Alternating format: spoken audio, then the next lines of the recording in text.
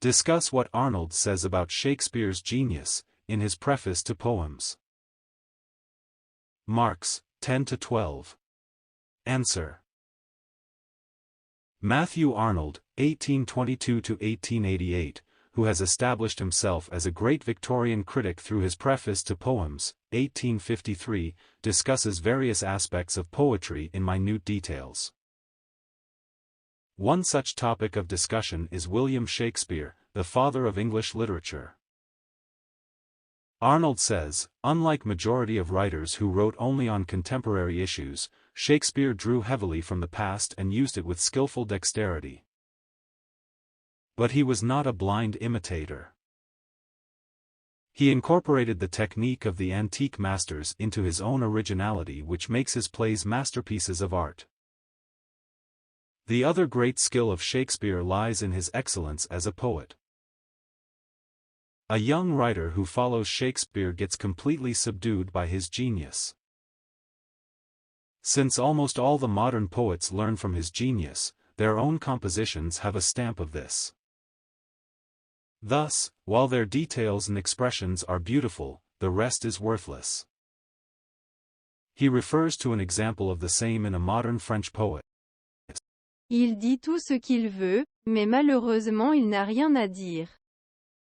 This line is written by Théophile Gautier. It means, he said all he wants, but unfortunately it has nothing to say. It means that the modern followers of Shakespeare, who grasp the best of his details and imagery, are producing nothing even after so much of their efforts because they put stress on expression. Arnold counts Arthur Hallam amongst the best of critics, possessing the wisest and most prudent judgment on Shakespeare. Hallam calls Shakespeare's language to be extremely difficult. Arnold cites the example of such difficult language which is used in his famous tragedy, King Lear.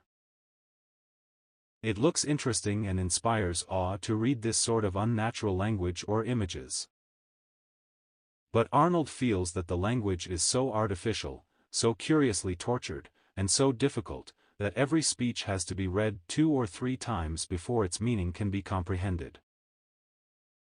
This over-curiousness of expression, according to Arnold, is indeed but the excessive employment of a wonderful gift, of the power of saying a thing in a happier way than any other man.